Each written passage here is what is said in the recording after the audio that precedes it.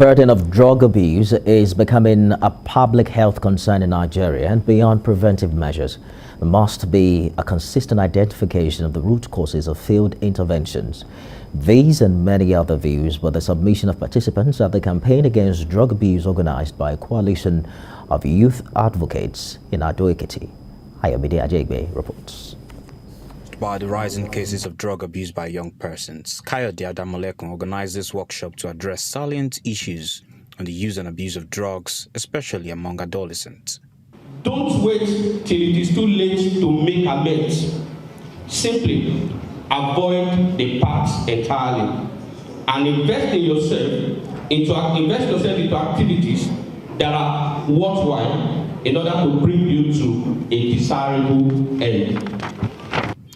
At this gathering, which was targeted at youth, resource persons shared their experiences and cautioned young persons against addictive substances that may not be entirely dangerous at the first taking, but can endanger the long run.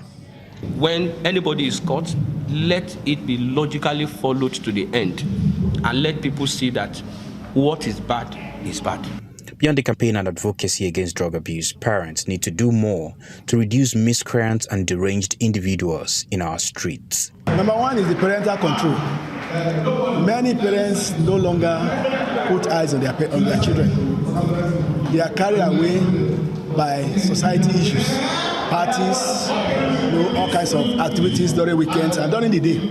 They don't have eyes on their children.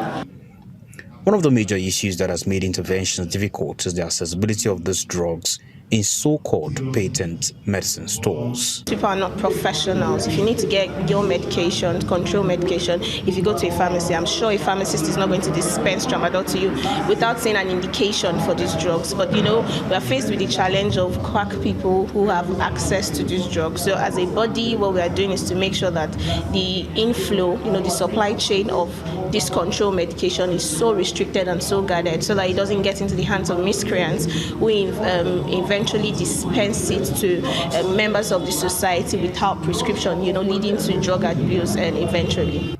The end point of this workshop is to sensitize, educate, and rehabilitate, if needed, young persons and empower them for impactful living.